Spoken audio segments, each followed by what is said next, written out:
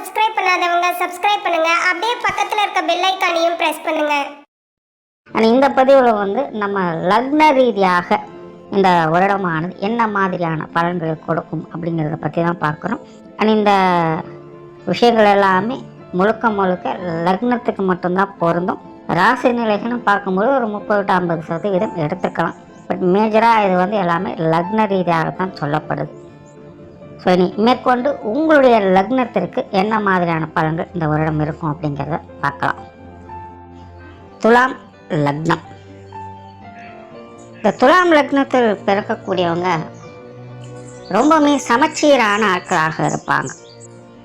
இந்த உலகத்தில் எல்லாத்துக்குமே ஒரு மதிப்பு இருக்குது, எல்லா விஷயங்களுக்குமே ஒரு மதிப்பு இருக்குது. அந்த மதிப்பை உணர்ந்து செயல்படக்கூடியவங்களாக இவங்க இருப்பாங்க. போராட்டம் தான் இவங்களுடைய பிரதான வாழ்க்கையாகவே இருக்கும்.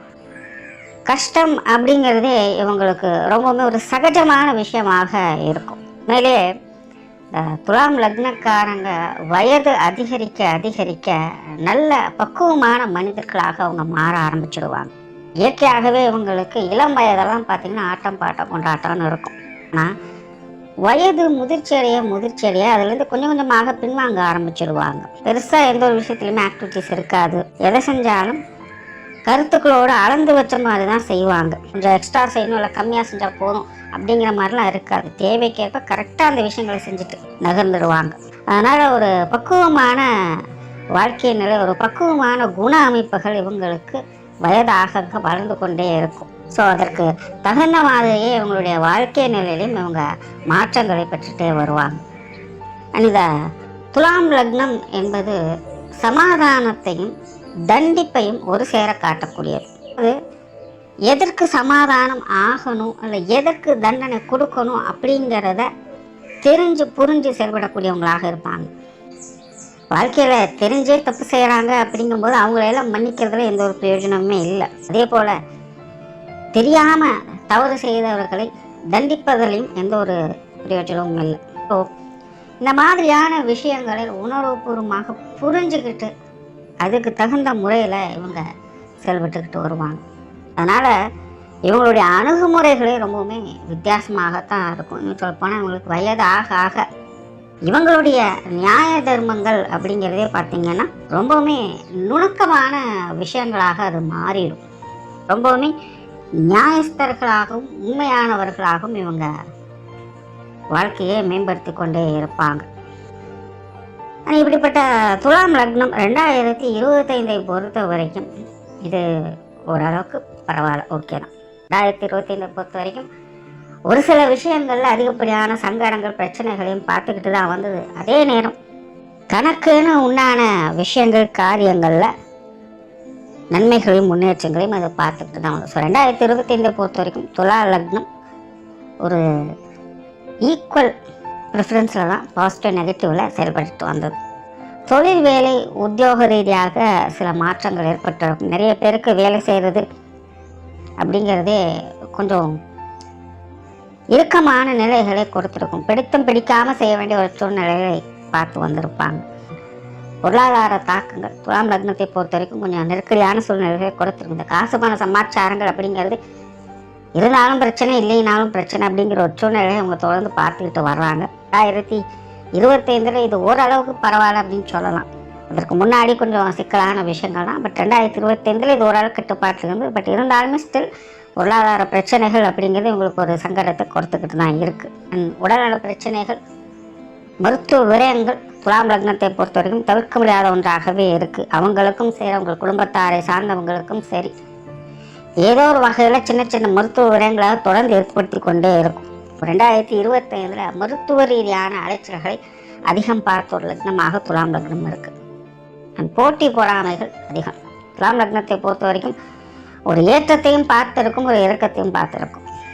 சிலலாம் கூட இருந்தே குழி பறிச்சிருப்பாங்க. ஸோ இந்த மாதிரியான விஷயங்கள் 2025 தவிர்க்கவே முடியாது. தலை தப்பிச்சது அப்படிங்கிற விஷயங்கள் தான். இந்த மாதிரி சில நெருக்கடியான சூழ்நிலைகளை அவங்க பார்த்து வந்திருப்பாங்க. அளவுக்கு மீறின ஆசைகளால் அவதிப்படக்கூடிய தன்மைகள். துலாம் லக்னத்தை பொறுத்த வரைக்கும் சென்டிமெண்ட் விஷயங்களில் அதிக ஈடுபாடுகளை காட்டியிருப்பாங்க. உணர்வுகள் ரீதியாகவே அலைக்கழிக்கக்கூடிய ஒரு காலகட்டமாக இருந்து வந்திருக்கும். ஆசைகள் அதிக அளவில் தூண்டப்படக்கூடிய நிலைகள் துலாம் லக்னத்துக்கு இருந்து வந்தது. ஸோ அவங்கவுங்க வயது நிலைகளுக்கேற்ப ஏதோ ஒரு பெரிய விஷயங்களை எதிர்நோக்கி போயிட்டு இருந்திருப்பீங்க. கை கெட்டியது வாய்க்கெட்டலைங்கிற மாதிரி அந்த சம்பவங்கள் முடிந்திருக்கும். சடனாக ஒரு சேஞ்சஸ், எதிர்பார்க்காத ஒரு சூழ்நிலை, சந்திக்க வேண்டிய நிலைகள் துலாம் லக்னத்துக்கு ஏற்பட்டிருக்கும். பட் ஸ்டில் துலாம் லக்னத்தை பொறுத்த வரைக்கும் எல்லாத்தையும் சமாளிச்சுக்கிட்டு தான் இருக்கும். ஒரு பக்கம் நெருக்கடியான சூழல்கள் இருந்தாலும் அதிலிருந்து வெளிவருவதற்கான வாய்ப்புகளும் உங்களுக்கு கிடைச்சிட்டு தான் இருக்குது. என்ன மாதிரி பிரச்சனைகள் கொடுத்தாலும் பிரச்சனைகள் எப்படி சரி செய்யணும் அப்படிங்கிற நிலைகளும் அவங்களுக்கு ஏற்படுத்திக்கிட்டே தான் இருக்குது. அதனால் எதையும் சமாளிக்கக்கூடிய தைரியத்தையும் திறனையும் இந்த கிரக அமைப்புகள் அவங்களுக்கு தொடர்ந்து கொடுத்துட்டு தான் இருக்குது. பட் என்னென்னா, ஒரு பக்கம் பிரச்சனைகள் நடந்து கொண்டே இருக்குது, இன்னொரு பக்கம் அந்த பிரச்சனைகள் சால்வ் பண்ணிக்கிட்டே இருக்காங்க. ஸோ இது வந்து ஒரு சுழற்சி வகையில் தொடர்ந்து போய்கிட்டே இருக்குது. ஸோ 2025 கிட்டத்தட்ட இப்படி தான் அவங்களுக்கு எல்லா விஷயங்களும் போய்கிட்டு இருக்கு. எந்த ஒரு காரிய காரணங்களாக இருந்தாலும் இது இப்படித்தான் இருந்துகிட்ருக்கும். எது எப்படியோ நல்லதோ கெட்டதோ 2025 முடிய போகுது. அடுத்தது 2026 துலாம் லக்னத்தை பொறுத்த வரைக்கும் என்ன மாதிரியான மாற்றங்கள்?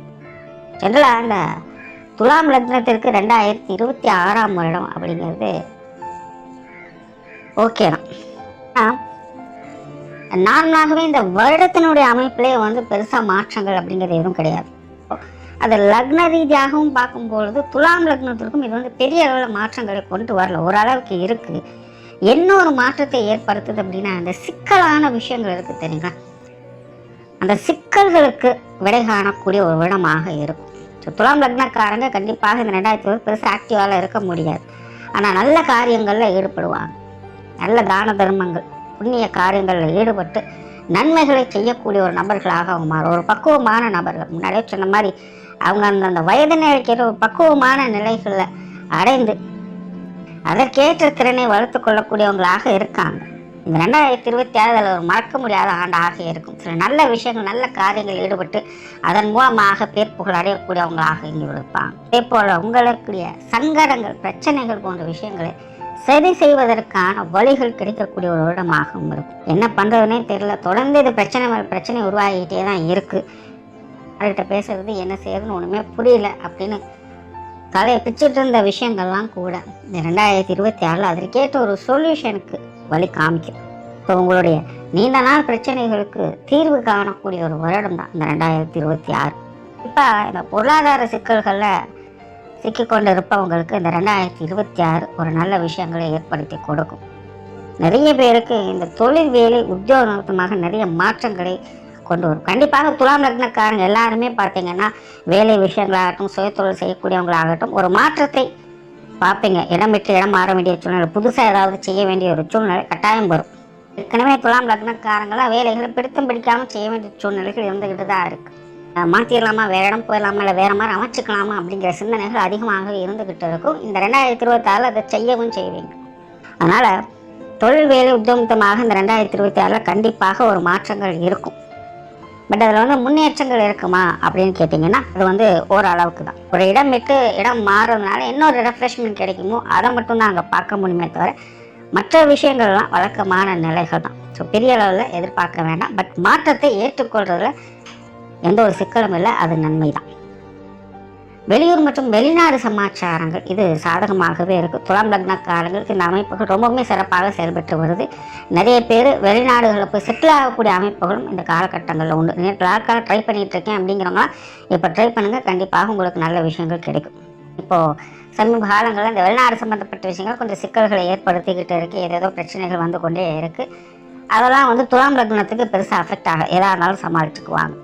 இடையில சின்ன சின்ன பிரச்சனைகள் வந்து போகலாமே தவிர இவங்களுக்கு வந்து பெருசாக அஃபெக்ட் ஆகாது. ஸோ வெளியூர் வெளிநாடு சமாச்சாரங்கள் எல்லாமே சிறப்பாக இருக்குது. பார்ட்னர்ஷிப் சம்மந்தப்பட்ட விஷயங்கள், வாடிக்கையாளர் சம்மந்தப்பட்ட விஷயங்கள் அளவான நிலைகளில் இருக்குது. இதுக்கு முன்னாடியெல்லாம் சின்ன சின்ன மனஸ்தாபங்கள் வந்து போயிருக்கும். இப்போ கொஞ்சம் அனுசரணையாக வர செய்வாங்க. நிதிநிலை தொடர்புடைய விஷயங்கள், விவசாயம், வானியல் சாஸ்திரம், உணவு சம்பந்தப்பட்ட விஷயங்கள், வணிக வியாபாரங்கள், ஆடை ஆபரணம் சம்மந்தப்பட்ட விஷயங்கள், எஜுகேஷன் சம்மந்தப்பட்ட விஷயங்கள், ஆராய்ச்சி துறையில் இருக்கக்கூடியவங்களுக்கு, ஆன்மீக ரீதியான விஷயங்கள் ஈடுபட்டு கொண்டு இருப்பவங்களுக்கெல்லாம் 2026 தொழில் வேலை உத்தியோகமாக ஒரு நல்ல விஷயங்களை ஏற்படுத்தி கொடுக்கும்.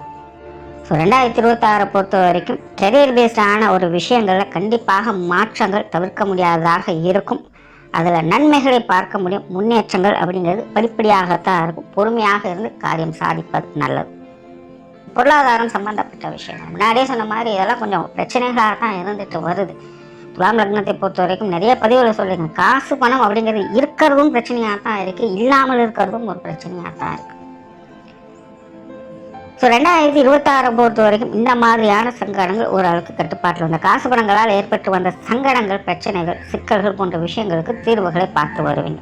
ஏன்னா 2026 அப்படிங்கிறது உங்களுக்கு சிக்கல்களுக்கான தீர்வுகளை கொடுக்கக்கூடிய இடமாகத்தான் இருக்குது. அதனால் பொருளாதார நிலைகளில் பல சிக்கல்களை பார்த்து வரக்கூடிய உங்களுக்கு அதில் இருக்கக்கூடிய சிக்கல்களை போக்குவதற்கான வழிவகைகளை இந்த 2026 காட்டும். காற்றுள்ள போதே தூற்றிக்கொள்ளுங்கிறது பழமொழி. கிடைக்கக்கூடிய நல்ல வாய்ப்புகளை சரியான முறையில் பயன்படுத்திக்கிறது உங்களோட திறமையில தான் இருக்குது. மற்றபடி பொருளாதார நிலைகள் அப்படிங்கிறது துலாம் லக்னத்தை பொறுத்த வரைக்கும் இந்த வருடத்தில் ஒரு சீரான நிலைகளில் தான் இருக்குது.